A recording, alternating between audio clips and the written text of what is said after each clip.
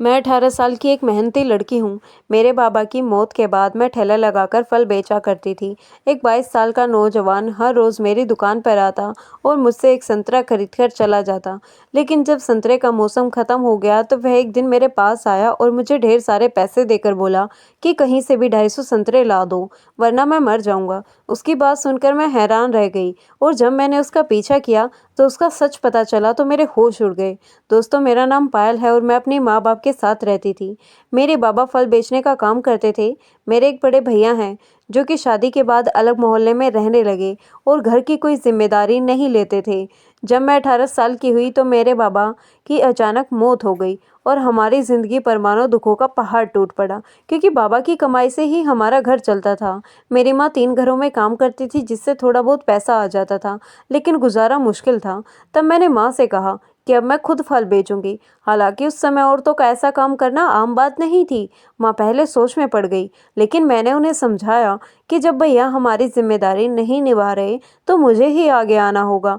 पड़ोस के केशव चाचा के साथ मैं पहली बार मंडी गई और वहां से फल लाकर अपने ठेले पर सजाकर बाजार में खड़ी हो गई। शुरू में मुझे बहुत अजीब लगता था, क्योंकि उस समय बाजार में कोई और औरत सामान नहीं बेचती थी।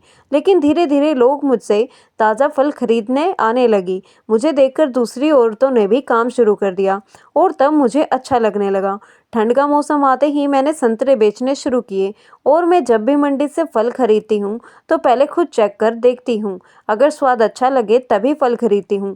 इसलिए जो लोग एक बार मुझसे फल लेते हैं वे दोबारा भी मेरे पास ही आते हैं।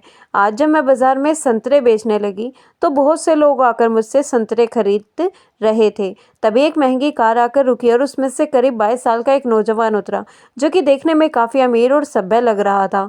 वह मेरी दुकान पर आया तो मैंने पूछा कि क्या चाहिए साहब। उसने अपने सनग्लासेस उतार कर कहा कि मुझे एक संतरा दे दो। पहले तो मुझे ठीक से समझ नहीं आया और मैं 1 किलो संतरे तोलने लगी। तब उसने कहा कि उसे 1 किलो नहीं, बस सिर्फ एक ही संतरा चाहिए। यह सुनकर मुझे बहुत हैरानी हुई, क्योंकि यह मेरी ज़िंदगी का पहला ऐसा ग्राहक था जो सिर्फ एक संतरा खरीदने के लिए इतनी महंगी कार लेकर आया था। मुझे लगा शायद वह पैसे नहीं देना चाहता, इसलिए जब उसने पर्स निकाला तो मैंने कह दिया कि कोई बात नहीं, पैसे देने की ज़रूरत नहीं है। लेकिन वह मेरी तरफ देखकर पर्स से 100 रुपये का नोट निकालकर मुझे दे गया। मैंने कहा कि मेरे पास छुट्टे नहीं हैं और वैसे भी संतरे का दाम 40 रुपये किलो है। एक संतरे का क्या ही दाम लूँ। तो उसने कहा बाकी तुम रख लो, और यह कहकर वह अपनी कार में बैठकर चला गया। जब तक वह वहाँ था मैं घबराहट में कुछ समझ ही नहीं पा रही थी। ऐसा लगा जैसे अचानक कोई अजीब सा एहसास मेरी ज़िंदगी में आया और चला गया। घर लौटने के बाद भी मैं उसी के बारे में सोचती रही। उसकी लाल कार, लाल जैकेट और 100 रुपये में खरीदा गया एक संतरा।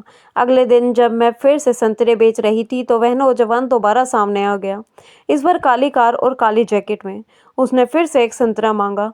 मैंने उसे संतरा दे दिया और कहा कि आज पैसे देने की ज़रूरत नहीं है, लेकिन वह फिर से 100 रुपये देकर चला गया।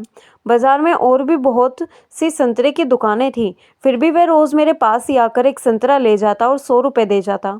मुझे यह सब बहुत अजीब लगता था, लेकिन मैं रोज़ संतरे खरीदने लगी, क्योंकि मुझे पता था कि वह ज़रूर आएगा। पूरा ठंड का मौसम इसी तरह बीत गया और एक दिन मैंने मंडी में देखा कि वहाँ संतरे बहुत कम हो चुके हैं। मैंने एक दुकानदार से पूछा तो उसने बताया कि यह मौसम का आखिरी संतरा है। तब मैं उस 22 साल के नौजवान के बारे में सोचने लगी, जो रोज़ मेरी दुकान पर आकर सिर्फ एक ही संतरा खरीदता था। मैंने उससे कई बार पूछा था कि क्या वह कोई दूसरा फल लेगा, लेकिन वह हर बार मना कर देता था। उस दिन मंडी से लौटकर मैं 2 किलो संतरे अलग से फ्रिज में रख आई। जब वह नौजवान बाजार में आया और मुझसे संतरा मांगा तो मैंने कहा कि अब बाजार में संतरे बहुत कम हो गए हैं और उनका मौसम भी खत्म हो रहा है। यह सुनते ही उसके चेहरे पर अजीब सा डर साफ नजर आया। वह कुछ हड़बड़ाने लगा, जैसे मैं समझ नहीं पाई, और काफ़ी घबराया हुआ एक संतरा लेकर पैसे देकर चला गया। अगले दिन मंडी में कहीं भी संतरा नहीं था। दुकानदार ने साफ कह दिया कि अब संतरे नहीं आएंगे और दूसरे फल ले लो। उस दिन मैं दूसरे फल लेकर आई थी, लेकिन फ्रिज से एक संतरा भी निकाल लाई थी। मुझे लगा शायद वह फिर आएगा, और सच में वह मेरी दुकान पर आ गया। संतरा देखकर उसकी आंखें खुली की खुली रह गई। मैंने उससे कहा कि संतरे का मौसम ख़त्म हो चुका है, लेकिन आपके लिए मैंने एक संतरा बचा कर रखा है। आप कुछ दिन और आ सकते हैं, लेकिन उसके बाद संतरा नहीं मिलेगा और अगला मौसम आने में समय लगेगा। उस दिन उसने 100 की बजाय ढेर सारे पैसे देने चाहे, लेकिन मैंने मना कर दिया। फिर भी उसने ज़बरदस्ती पैसे देकर संतरा लिया और घबराया हुआ अपनी कार की तरफ चला गया। घर आकर मेरी माँ ने पूछा कि मैंने इतने सारे संतरे फ्रिज में क्यों रखे हैं। तब मैंने उन्हें पूरी बात बता दी। माँ भी हैरान रह गई और बोली कि एक संतरे के लिए इतने पैसे देना कितना अजीब है। इसके बाद मैं रोज़ फ्रिज से एक संतरा निकाल कर उसके लिए ले जाने लगी। जब मेरे पास आखिरी 5 संतरे बचे तो मैंने उसे साफ कह दिया कि अब सिर्फ 5 ही संतरे बचे हैं और इसके बाद मैं संतरा नहीं दे पाऊंगी। यह सुनकर वह और ज़्यादा घबरा गया। उसने ढेर सारे पैसे निकालकर मुझे दिए और बोला कि कहीं से भी उसके लिए ढेर सारे संतरे ला कर दूँ, वरना वह मर जाएगा। ये कहकर वह बहुत घबराया हुआ वहाँ से तुरंत चला गया। जब मैंने यह सारी बात अपनी माँ को बताई तो उन्होंने यकीन ही नहीं हो रहा था। तब मैंने उनसे कहा कि क्या वह एक दिन मेरी दुकान संभाल सकती हैं, क्योंकि मुझे कुछ ज़रूरी काम करना है। अगले दिन मेरी माँ मेरे साथ दुकान पर आई। जब वह आदमी आया तो मैंने उसे एक संतरा दिया और कहा कि अब सिर्फ 4 दिन का ही संतरा बचा है और मैं उसके लिए और संतरे लाने की कोशिश कर रही हूँ। वह घबराया हुआ अपने ही ख्यालों में खो गया और मैं यह जानना चाहती थी कि वह रोज़ उस संतरे का आखिर करता क्या है, क्योंकि मेरे मन में कई सवाल उठ रहे थे कि वह रोज़ सिर्फ एक ही संतरा क्यों खरीदता है और संतरा न मिलने पर वह ऐसी बात क्यों कहता है। इसी वजह से मैंने उसका पीछा करने का फैसला किया और माँ से कहा कि वे दुकान संभाल लें। मैं चुपके से उसकी गाड़ी की पिछली सीट में छुप गई। वह इतना परेशान और घबराया हुआ था कि उसे इसका एहसास ही नहीं हुआ। वह गाड़ी चलाकर सीधे रेलवे स्टेशन पहुंचा। जैसे ही वह उतरा मैं भी चुपचाप उतर गई और पीछे छुप गई। मैंने देखा कि वह ट्रेन पकड़ने के लिए स्टेशन में के अंदर गया तो मैं भी उसके पीछे पीछे चली गई और जब उसने ट्रेन पकड़ी तो मैं भी उसी डिब्बे में एक तरफ छुप गई। जिस स्टेशन पर वह उतरा मैं भी उसके पीछे पीछे उतरी और वह चलते चलते एक पुराने से मंदिर में पहुंचा। मंदिर के अंदर जाकर वह एक साधु से मिला और उन्हें वह संतरा दे दिया। फिर वह जमीन पर लेट गया और आंखें बंद कर ली। साधु ने संतरे को लेकर कुछ मंत्र पढ़े और फिर एक सुई निकालकर संतरे के अंदर कुछ द्रव्य डाल दिया। इसके बाद उन्होंने इस नौजवान को उठने को कहा और संतरा वापस दे दिया। वह नौजवान संतरे का छिलका उतारकर उसे खाने लगा और उसके चेहरे पर राहत साफ दिखाई देने लगी।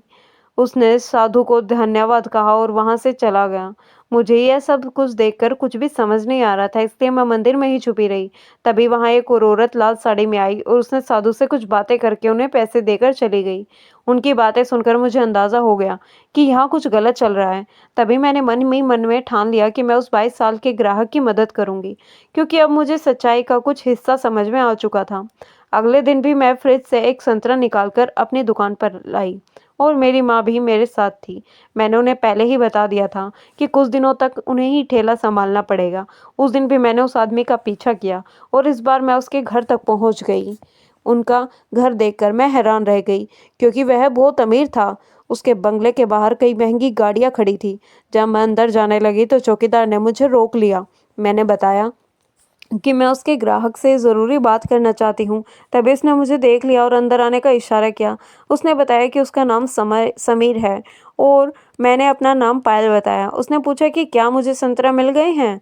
तब मैंने कहा कि मुझे उससे बहुत ज़रूरी बात करनी है। वह मुझे अपने घर के अंदर ले गया और वहाँ का माहौल देखकर मैं और भी हैरान हो गई। घर बहुत ही आलीशान था। बातचीत के दौरान मैंने उससे साफ कहा कि मुझे लग रहा है कि उसके साथ कोई बहुत बड़ा धोखा हो रहा है और उसे मुझ पर भरोसा करके सारी बात बतानी चाहिए। तब उसने अपनी ज़िंदगी की सच्चाई बताई कि उसकी माँ की मौत के बाद उसके पिता ने दूसरी शादी कर ली थी, लेकिन बाद में उन्हें समझ आ गया कि वह शादी सिर्फ पैसों के लिए थी, इसलिए उन्होंने उसे घर से अलग कर दिया। कुछ महीनों पहले उसके पिता की भी मौत हो गई और सारा कारोबार उसके नाम हो गया, लेकिन तभी से उसके व्यापार में लगातार नुकसान होने लगा और वह बहुत परेशान रहने लगा। इसी परेशानी में वह अपने परिवार के पुराने बाबा के पास गया, जिनके बारे में उनके पिता ने बताया था कि कारोबार की शुरुआत में जब उन्होंने नुकसान हो रहा था, तब बाबा की सेवा करने से उन्हें एक संतरा मिला था और कहा गया था कि इसे खाने से कारोबार बढ़ेगा, लेकिन इसकी एक बड़ी कीमत चुकानी पड़ेगी। इसलिए यह संतरा तभी खाना जब सच में इसकी ज़रूरत महसूस हो। समीर ने मुझे बताया कि उसके पिता का कारोबार इतना नुकसान झेल चुका था कि वे सड़क पर आने वाले थे और मजबूरी में एक दिन उनके पिता ने वह संतरा खा लिया। उसके बाद कारोबार तो धीरे धीरे संभल गया, लेकिन उनकी माँ की तबीयत बिगड़ने लगी और कुछ समय बाद उनकी मौत हो गई। शायद यही वह कीमत थी जिसके बारे में बाबा ने चेतावनी दी थी। बाद में जब समीर के कारोबार में भी भारी नुकसान होने लगा तो वह भी उसी बाबा के पास गया। बाबा ने उसे भी एक संतरा दिया और कहा कि इसे खाने से कारोबार तो चल पड़ेगा, लेकिन इसके बदले में बड़ी कीमत चुकानी होगी। इस चेतावनी को नज़रअंदाज करके उसने संतरा खा लिया। उसका कारोबार फिर से बढ़ने लगा, लेकिन कुछ समय बाद उसे लगने लगा कि उसकी ज़िंदगी खतरे में है। तब वह दोबारा बाबा के पास गया और उसने जीवन की भीख मांगी। तब बाबा ने कहा कि जब तक वह रोज़ एक संतरा लेकर उनके पास आता रहेगा, तब तक वह जीवित रहेगा। लेकिन जिस दिन संतरा आना बंद हुआ, उस दिन उसकी मौत हो जाएगी। इसलिए उसे रोज़ कहीं न कहीं से संतरा लाना ज़रूरी है। यह सब बताकर समीर ने मुझे कहा, क्या मैं समझ गई होंगी कि वह मुझसे रोज़ संतरा क्यों माँगता था। तब मैंने उसे उसकी सौतेली माँ की तस्वीर माँगी। मेरा सवाल सुनकर वह हैरान हुआ, लेकिन उसने मुझे तस्वीर दिखा दी। इसके बाद मैंने उसे बताया कि एक दिन मैंने उसका पीछा किया था और उसी मंदिर तक पहुँच गई थी जहाँ बाबा उसे संतरा देते हैं। यह सुनकर वह मुझे घूरने लगा और पूछा कि मैंने ऐसा क्यों किया। मैंने कहा कि मैं यह जानना चाहती थी कि वह संतरे का क्या करता है और उसके बिना उसके साथ क्या होगा। मैंने उसे यह भी बताया कि उसके जाने के बाद मैं मंदिर में ही छिपी रही थी और वहाँ जो कुछ देखा उसका ऐसा वीडियो मैंने अपने मोबाइल में रिकॉर्ड कर लिया था। वह वीडियो देखकर उसके होश उड़ गए और उसे अपने कानों पर यकीन ही नहीं हो रहा था। उसने घबराकर मुझसे पूछा कि मेरे पास अब कितने संतरे बचे हैं। मैंने कहा कि मेरे पास सिर्फ 2 संतरे बचे हैं। तब उसने कहा कि मैं वहाँ से चली जाऊँ और अगले दिन वह मेरी दुकान पर आकर दोनों संतरे खरीद लेगा। इसके बाद मैं वहाँ से उठकर सीधे अपने घर चली आई, क्योंकि ऐसी घटना मेरे साथ पहले कभी नहीं हुई थी। अगले दिन मैं अपनी दुकान पर बैठी थी, माँ भी मेरे साथ थी। तभी समीर अपनी कार लेकर आया और मुझसे एक संतरा खरीदकर अपनी गाड़ी में बैठकर गया। आज मैं भी चुपचाप उसकी कार की पिछली सीट पर छुप गई।